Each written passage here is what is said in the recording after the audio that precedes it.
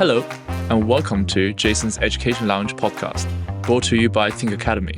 At Think Academy, we make learning across K-12 a fun, creative, and engaging experience. Every episode is a conversation with experts in education and education technology. We talk about learning beyond test scores and provide both educators and parents with solutions that work for their children. I'm your host, Jason. Hello, everybody. Welcome to Jason's Education Lounge podcast. I'm your host, Jason, and today we're going to be talking about why we have decided to start this podcast focusing on education, a little bit about myself, what I do, why did I go into education, specifically why have I chosen to join an ed tech company out of everything, despite that my university studies had nothing to do with education or technology. And some of my feelings of my career in a tech company, in an ed tech company, my feelings towards growing up in a different country for myself, especially what that's like, and also going to uni, which is a very big shock for everyone. So I would like to use this opportunity to share my experience with everyone and to really talk about why we do what we do and why we think that this podcast is useful and important to a lot of the parents out there who are in a way lost or worried or stressed about their child's future. A little bit about myself. I'm Chinese. I was born in China. I went to kindergarten, primary school, all the way up to, I think it's about year 5 in the UK, in China. And then at age 10, my parents sent me to a boarding school here in the UK. And I always thought my maths was very average when I was in school. I never really had a subject that I absolutely excelled at, except for English, actually, because my parents wanted me to learn English from a very young age. I had an American teacher from California, and he used to teach me to correct my accent, to stop saying the usual accent that you would get from, for example, a Chinese native speaker. So when I first came to the UK, I had quite a strong American accent, and my teachers used to, in a very friendly way, joke about that. When I first came, I thought there wasn't going to be such a huge difference because all through my life, I was very confident with speaking with foreigners in China. I was very confident with speaking with my teachers in English. And when we go on holidays abroad, I was always able to communicate without any barriers in that sense with people abroad. So I wasn't too worried when I first came to the UK at age 10, which I think was year 6, to take on what we now know as common entrance, which is 13 plus. However, it was a big shock after I came. I realized that my English was far behind. We haven't even touched on geography, history, chemistry, biology, and physics in separate senses back in China. And however, what really shocked me was my maths became my strongest subject. And it was a subject where I excelled at, not because I was very good at it, but because it's somewhere where language wasn't too much of a problem, especially technical language that is used in many other subjects. And that became one of my highlights in school. I remember I took a few competitions in school and I did very well. All of my other subjects, I was in the bottom set, besides my maths, which was in the top set. And that gave me a huge confidence boost. Even some of my friends, when they didn't know a question, they would come and ask me, how would I do it? And I would try to explain it which I thought at the time was pretty good English, but now I think about it, it's pretty broken. And I would explain it to them. And that in a way made me realize that math is a subject. It is a subject. And a lot of people think that, and I absolutely agree that we shouldn't focus too much on one subject. But math really is a bit more than that. It's more of a universal language, if you think about it. Because wherever you go, the methodology, the understanding, the logic behind each question, there is no language barrier and there's no culture barrier behind that. That's also something that really had to come to terms with, which is the culture, the humor. The British humor is notorious. So there's something that I have to come to terms with, not to take myself too seriously, which is guilty for someone of my background back then.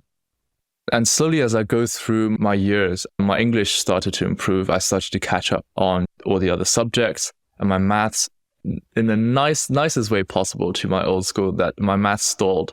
I didn't move on any further because I was taught everything we were learning 2 or 3 years earlier in a school in China. So that kind of shows how, in a sense, that the UK education is a little behind for the same age for children doing their maths. I think, but it didn't bother me too much because I was able to socialize with my peers much better. I was a much happier person. I didn't have to be so shy anymore. I can show myself, and I made friends, and some of them I still keep in touch to this day, which is fantastic. So all in all, it was a great experience. But there is a huge, for anyone who is thinking about sending their child to a different country, you have to take into consideration the huge culture difference. And I think this is something that parents usually tend to ignore. And my parents did that as well. They ignored the huge culture impact that it may have on a child while he is trying to, in a way, fit in to a brand new environment with other pupils. And for me, I think the biggest blessing was that I came to the UK relatively young. And at a young age, a child's mind is very malleable.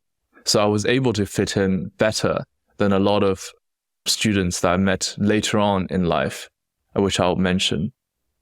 So I do hope parents who are listening would give their child a chance to really adapt and fit into the environment that you have sent them in.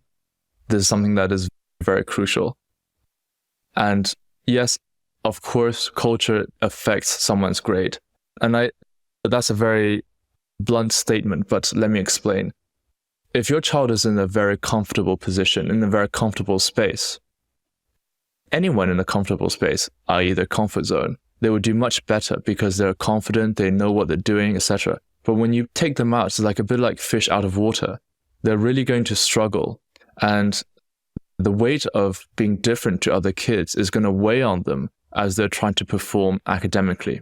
So this is definitely something for parents to keep in mind, to give space. I remember when I first came, I had a few schools chosen in mind. Of course, the world-renowned Eton, Harrow being the two of them. I chose Abingdon as well, and a few others, and of course my school as well.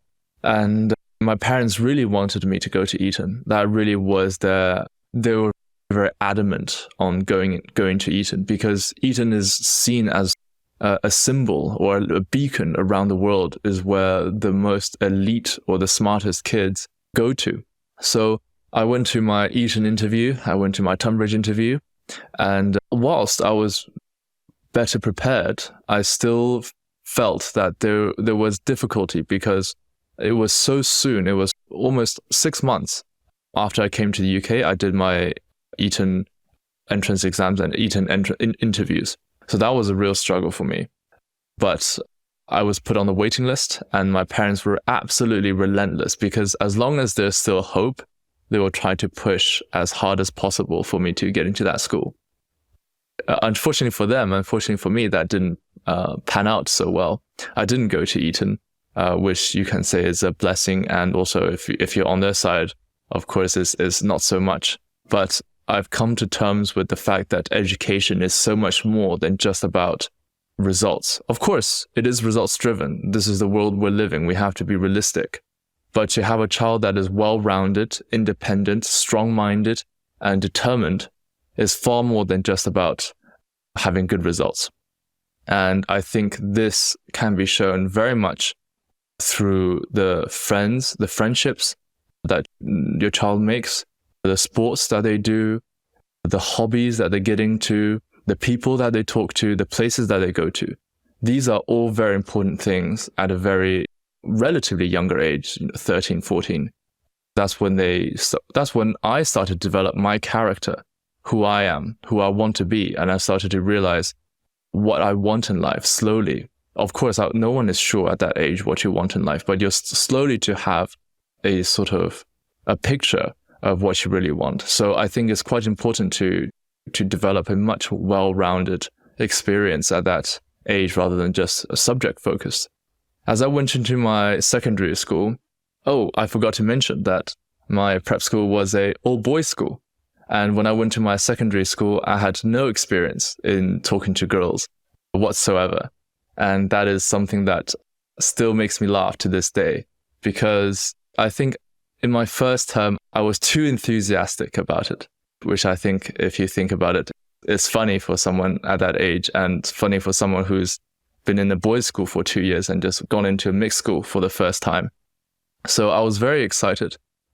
And transitioning to secondary school, for sure, it's a big difference. It's a big difference, a much bigger school, much more responsibilities. You have to be much more independent. But at the same time, a good school will always provide the pastoral support that you need. This is when pastoral support from schools are so important. And I think when parents are choosing schools, this is something that you should absolutely look out for. There isn't an analogy I can use to describe pastoral support, but I think the most adequate way to describe it is, imagine you bought a tablet or an iPad and you're calling the customer support and no one's getting back to you. So I would say it's like that, but obviously far more serious. So you really want a school which would respond to you very quickly about how a child is doing, telling you how they're doing, the progress they make, because you're sending them away. You're sending them either to boarding school or day school into a much bigger environment. You want to be there to see their milestones. You want to be there for them when they're tired, when they're feeling sad.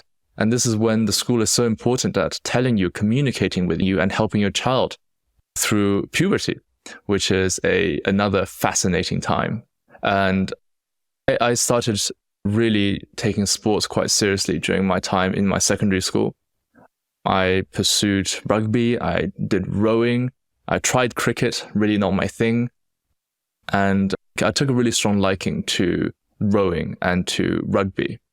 At the time, I was relatively tall for my age. I think I was the second tallest in my year out of 120 pupils. So I was quite happy to run over other fellow pupils on the rugby pitch. And on the rowing boat, it gave me an advantage because I had stronger levers in my legs and my arms, which gave me some of the best scores on the ergo machine. So I was very proud of that. And sports, really, team sports is something I think is also overlooked, because many pupils, and I'm talking for myself and to a lot of Chinese parents, or even some British parents, I assume, I'm an only child. And going to team sports is something that really helps your child to learn what is sharing the burden is like. And when you have a responsibility, say winning a match, winning a game, you have to put trust in your teammates that they will also do their best. You have to put trust in yourself that you won't let your teammates down. This is something I feel very strongly about. And I think I have been, in a way, eye-opened as I did team sports, because that was something that I've never done before. I always put the responsibility of doing something, winning something, getting something by myself. And I think sharing that burden and sharing the happiness and sharing the reward at the end is so much more powerful, so much more happy than when you do it yourself, because you have other people to share that success with. It is absolutely fantastic. And as I go through my secondary school, I realized that, and by the way, at this point, my math is still good, but there's nothing to rave about anymore. I've taken a liking into English literature. I've taken a liking into history, into philosophy. I remember theology and philosophy, yeah. So I really focus more on language-based subjects and theory-based subjects as well. And this is very much to my parents' surprise, because from what they know and from what their friends' children are doing, everyone is very talented at maths and very talented at this physics, at chemistry, at the sciences, because this is essentially what the Chinese education do for you. As you leave China, your math instantly becomes your strongest asset. And almost it's a double-edged sword, because whilst you're very good at maths, at the same time, you are in a way neglecting everything else that makes you whole. So it's really a double-edged sword. You're able to do a lot with maths, but not everything. So I spoke to my parents about I want to choose language-based subjects for my A-levels, and they were very surprised. They said I should choose maths instead because it's much easier to get help if I need it. But I insisted that my interest was in politics, economics, and English. So they decided to let me take those 3 subjects, and I really did. I took interest in politics in 2015, just before the Brexit vote. What an interesting time. And I used to watch David Cameron and Ed Miliband on the Prime Minister's Questions every Wednesday to debate each other at the time. And I would watch all the election debates back in the time, Nicola Sturgeon, Nick Clegg, all these people on stage. And I love listening to those. Sometimes I would listen to those in bed and I would fall asleep listening to debates. So I was very interested in politics. And that's why I eventually chose politics later on. And I think one of the biggest reasons why I was so different from other, and I hate to be stereotypical, other Chinese students in a way, is when I first came, not in a very malicious way, stayed away from Chinese speaking groups. And the reason for that is because I felt that my parents paid 30-odd thousand pounds to send me to the UK and for me to learn English, for me to learn the culture, for me to assimilate. But if I were to talk to my, Chinese counterparts, I think I'll be wasting that money, wasting that effort, and I would not make the most out of my education here in the UK. And I think, and also when I first came, there were a few kids who I shan't name, who used to tease me about my accent, which was a mix of an American and Chinese accent at the time. And I would watch shows, I would read books, I would watch TV shows, I would pause when I hear something that I want to correct on and to improve my accent, to improve my English speaking. Because I always knew I was a visual and audio learner rather than from reading books. So that's what I did. And I think that was the beginning of my interest in English literature, in politics, and so on and so forth. That really put down the foundation of what I wanted to do in my A-levels. And after my A-levels, I chose international relations and politics for my bachelor's degree, and I went into anthropology for my master's degree. So none of the footpaths of what you would expect of my background, so to say, a stereotypical background, but I'm proud of what I did. I think it was a fantastic opportunity. And as I think it's one of my greatest assets in my company to understand both cultures. I think is a huge asset for myself. I really do enjoy it. And as I finished my master's degree, this is a story that I would love to tell everybody because I think it's very funny. After my master's degree, I wanted to take a break. I wanted to relax. I wanted to go see the world, go see what the world is like, because I've been bodged up in my master's studies and bachelor studies for a while. And I decided to travel. I went to Maldives in April, and then Morocco in May. And then in June, on my way to Thailand, at the lounge at the airport, I was in the bathroom and I suddenly got a call. And I thought, gosh, who is this call? I don't really pick up calls that I don't know. So I saw this number and I was in the toilet and I thought, I'm not going to pick it up. So I hung up. And then this number called again. So I thought, this person must really want me. So I picked up. And this lady said something, Pink Academy. I thought, what on earth is that? Where the hell did I put my CV? Because I was looking for a job at the time whilst I was traveling. I thought, what on earth is Pink Academy? And later on, as he spoke, I was very polite. I answered everything, I think, in the best way possible. I didn't want to be rude. And the lady said, would you like to do an online Zoom session? The first interview via Zoom. I was like, yeah, sure, of course. So she said, let's do Monday at 1:00 GMT. So I said, okay, great, I'll do that. As Monday came, I've totally forgotten about I had an interview with Pink Academy. As I was in the hot tub in Thailand, and it was 12:56. And I thought, gosh, I must have something. I have something to do. I just don't remember what it is. And a friend reminded me, oh, Jason, don't you have that interview? I said, oh gosh, yeah, I have. Oh, should I even do it? What kind of company is Pink Academy? And I decided, sure, yeah, why not, as an interview experience. So I spoke to the lady who called me, and she was there, and we had a great interview, actually. It was fantastic. She explained what a Think Academy does, and I finally knew it was Think Academy, not Pink Academy. And she asked me why. She was the first person that asked me, why do I want to go into education? And at the time, I had this very non-mainstream idea about education. Because it's such a difficult subject or a difficult industry to define what is actually good education, what is bad education. There isn't a statistical thing that you can see as non-tangible. It is definitely something that is, first of all, long-term, and you have to see the child through an extended period of time. It's definitely long-term, and there's nothing to measure what is a good or bad education. So when she asked me, I just came to my mind. I remembered when I used to help other people back in the day, help them with the math questions, and I felt a sense of reward after helping other people. And that's the answer I gave. I said I felt very rewarded after helping other people with their maths, and I would love to do it. I would love to try it if you will let me. I was like, she said, sure, why don't you come in to have a trial, to explain a few questions to our teachers and see if you do well. I thought, oh, this is going to be easy peasy. How hard can it be? How difficult can it be?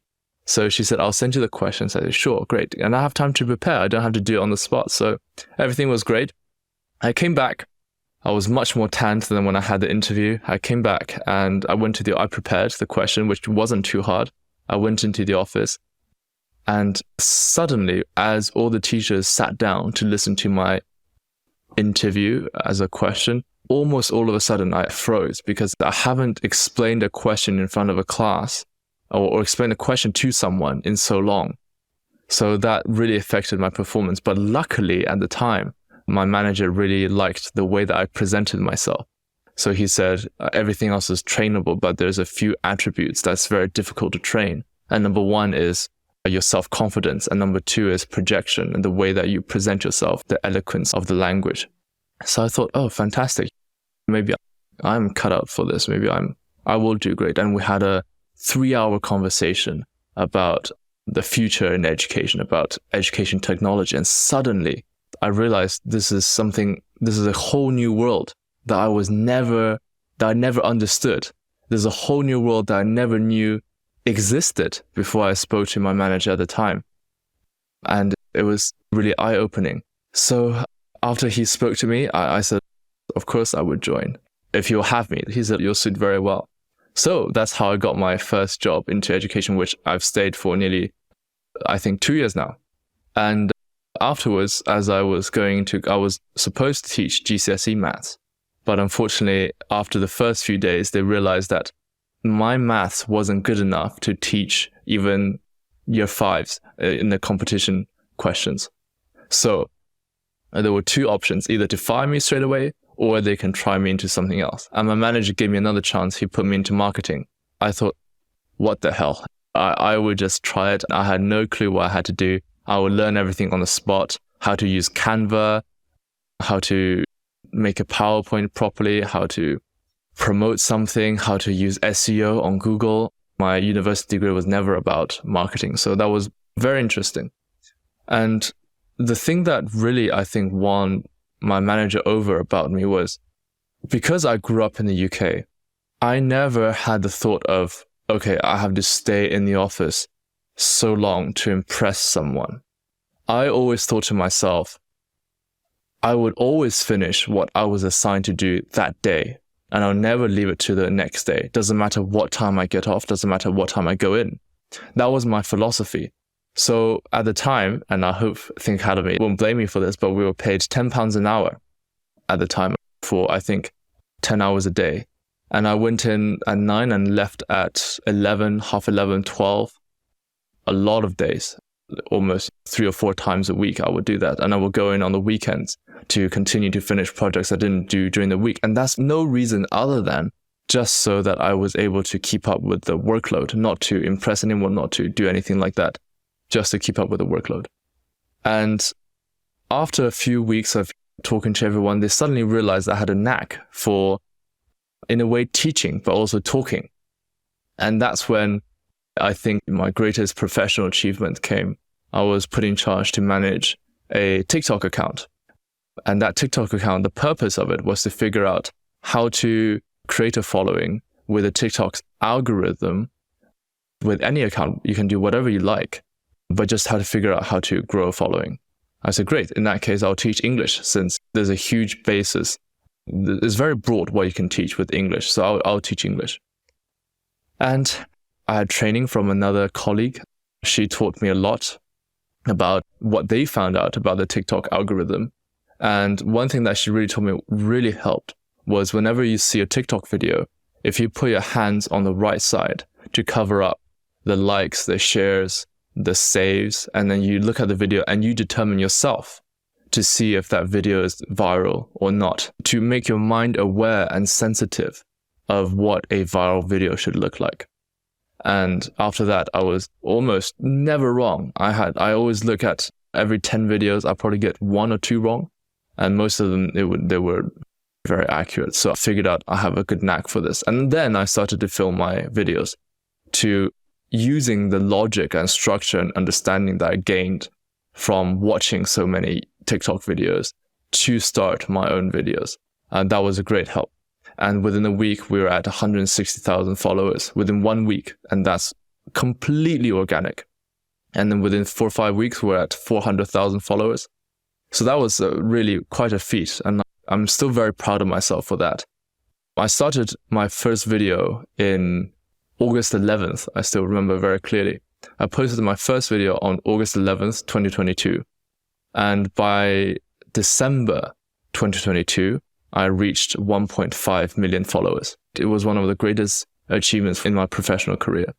And my company really enjoyed doing that. And they started to talk to me more about what we do, about education, about technology, about accessible technology. What is accessible technology? How does technology nowadays affect education? Those are the things that really hit me very strongly, because if we think about it, education, like high street retail, is one of the industries that hasn't changed for centuries. And people still go into shops to shop around. That's the same experience. Students still go to school with a teacher teaching with a whiteboard. The ways we teach, so for example, we have iPads and stuff like that these days, but the mode of teaching, so the way that the teacher talks and the child listens, or other one, has not changed. It's still the same method as always. So, and I wondered, and I still wonder, because it's a really tough question to think about at the beginning of your career. And I wonder why that is, and why is education, even now, all the governments around the world, still a one-size-fits-all solution? Recently, I went to the Inclusive Education Forum at UNESCO in Paris, the UNESCO headquarters in Paris. And they talked about what is inclusive education and what is exclusive education. I spoke there and I said, one of the things that I always wonder is, why is it that when we go out to buy clothes, to, for example, buy a suit, we can have a suit that measures every arm, measures every bicep, your chest measurement, your waist measurements. You have a perfect suit that fits your body. But something as important as education, there's nothing that remotely come close to the level of customization that you get when you buy a suit. So that is something that is a problem at the moment. It has to be solved because, like I said, there cannot be, every child is unique and there cannot be a one-size-fits-all solution. And one of the things that I realized my company is doing, and we have invested over £200 million into AI and into tech, we have realized that artificial intelligence is the cheapest way and the best way to provide a personalized education experience and growth for every child. And this is something we have already put into practice, and we have seen great results. Once you have done a test, we have a tablet. By the way, this is not a sales pitch, but it's very cool. We have a tablet where once you do a test, for example, you're doing an English test, the system will be able to tell you what you need to work on. It can look at your sentences, count the number of mistakes that you made. It knows what type of mistakes that you made, and it will generate a full-on study plan for you to do, for you to follow, like a personalized workout plan for you to follow. to improve your weaknesses.